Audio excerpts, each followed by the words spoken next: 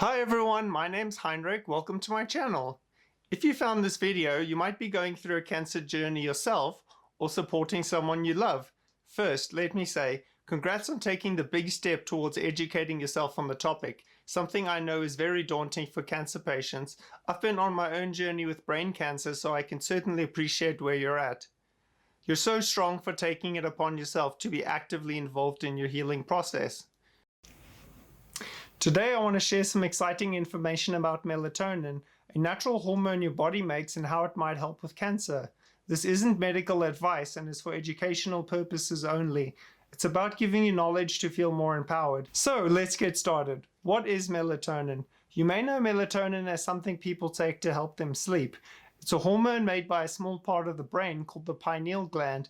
Its job is to regulate the circadian rhythm or your sleep-wake cycles. It does so by signaling environmental changes to the body, particularly light and darkness. Synthesis and release of melatonin is stimulated by darkness and inhibited by light. You can think of melatonin as an internal clock, telling your body when to sleep and when to wake up again. These effects of light are mediated through receptors in the eyes. When your eyes receive less light in the evening, your body makes more melatonin to help you wind down. But any light, especially the blue light from your phone or computer screen, can stop melatonin production. That's why scrolling on your phone before bed can make it so much harder to sleep. Quick tip, switching your devices to night mode can help block blue light and protect your melatonin levels. You could take it even further by swapping out certain light bulbs in your house with red lights. Red is the color of light that causes the least suppression of melatonin. For this reason, I use a red light bulb for my bedside lamp. If you wake up to do anything at night, switch on as few lights as possible. Interestingly enough, melatonin on its own does not make you sleepy. You also require darkness for that. In my own experimenting with melatonin supplements during daylight hours, I have found this to be true. Melatonin and cancer risk. In animal studies, exposure to alternating light cycles has been shown to elevate cancer risk due to melatonin suppression. In humans, there's an increased incidence of breast and colorectal cancer amongst night shift workers, which has been attributed to reduced melatonin secretion in response to light exposure at night. The IARC, a part of the WHO, has classified shift work that disrupts circadian rhythms as a probable carcinogen, further supporting the idea that melatonin disruption correlates with elevated cancer risks, especially so in hormone-dependent cancers. Beyond these observations, the biological mechanisms underlying the association have been discovered. Melatonin functions as an antioxidant and has been reported to influence the secretion of estrogen, a hormone intricately linked to cancer progression. Studies suggest that decreased melatonin levels can lead to an imbalance in estrogen due to its role in modulating estrogen signaling. So, how can melatonin help with cancer? Scientists did a study with mice that had tumors implanted that could be continuously imaged with special equipment to observe changes in growth rates.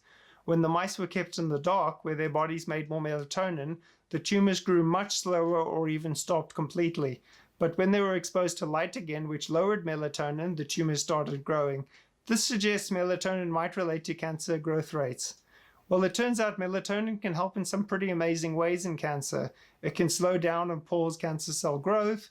Being a powerful antioxidant, it can act like a shield, protecting your body from damage caused by potentially harmful molecules known as reactive oxygen species, or ROS. In this way, melatonin could prevent cancer initiation and development, which is often associated with increased ROS. Melatonin, once taken up by cancer cells, is toxic to them, leading to apoptosis, aka programmed cell death. Melatonin is known to suppress cancer metastasis, which is the spreading of cancer from one part of the body to another. This is very important as metastasis is usually the final stage of cancer progression that shortly leads to death. Melatonin makes chemotherapy more effective and helps protect you from side effects. It also improves anti-cancer immune responses. A meta-analysis was done on melatonin use in cancer patients and the risk of death. A meta-analysis is where the results of multiple similar studies are combined to find a conclusion. It found that cancer patients taking melatonin had a 44% lower chance of death, regardless of the amount of melatonin they took. And the best part? They didn't have any serious side effects. As you probably know by now, there aren't many cancer therapies that can boast about not causing dramatic side effects. So you might be wondering how this could work for you. Some clinics, like the Reardon Clinic, use very high doses of melatonin, as much as 180 milligrams at night, and often 4 doses of 60 milligrams spaced out during the day for late-stage cancer patients. That's a lot more than the 1 to 10 milligrams you find in most melatonin supplements at the store. They found it to be safe in thousands of patients with only minor side effects like vivid dreams or morning sleepiness, which usually go away after several days of use. If you're thinking about trying melatonin, here's what you should know. Always talk to your doctor first. They can tell you if melatonin is right for you and what dose might be best. You might need to look for high-dose melatonin, like 60 milligram capsules or pure melatonin powder. Most melatonin supplements are low dose. If using pure powder, you might want to get a milligram scale to accurately measure or fill your own capsules. Size 5 capsules hold about 60 milligrams, if you're wondering. There are a number of brands that sell 60 milligram melatonin on Amazon, as well as purebulk.com. And for pure powder, companies such as Bulk Supplements, Nutrivita, and Pure Bulk stock it. I've personally only tried Pure Bulk and have had good experience with all their products. I promise I'm not sponsored to say that, but please sponsor me, Pure Bulk, please. Don't bother with slow-release melatonin, unless that's all you can get. Something to keep in mind, melatonin, being a powerful antioxidant, requires careful thought about how it's used alongside other traditional or complementary therapies, as there could be interference. Specifically, treatments that kill cancer cells through oxidative stress, like radiation, ozone therapy, hyperbaric oxygen, photodynamic therapy, high-dose IV vitamin C, and to a much lesser extent certain chemotherapies. These treatments create reactive oxygen species as a means of killing cancer cells. These are charged oxygen-related particles that cause cellular damage. As mentioned before, melatonin can suppress these, which is great for preventing cancer, but it may limit the effectiveness of such treatments for treating it. However, the research is still rather unclear about whether melatonin can inhibit these treatments or synergize with them to make the cancer-killing effect greater. Unfortunately, there's just not enough research on such combinations to draw clear conclusions. Timing is everything here. If you took melatonin shortly before an oxidative treatment, there's a chance of neutralizing some of the benefits. If taken 4 or more hours before, the melatonin should mostly be gone.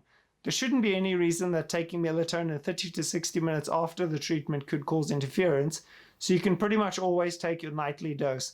The only treatment that would be a relatively safe bet if taken concurrently with melatonin would be chemotherapy, as oxidative stress is seldom the primary mechanism of action against cancer with chemo. You would need to check with your doctor if you're considering this combination though, as not all chemos are the same. But there are numerous patient studies showing a synergy between the two and reduced chemo side effects. Melatonin is generally very safe and people have taken really high doses for long periods of time, and they haven't seen any major problems.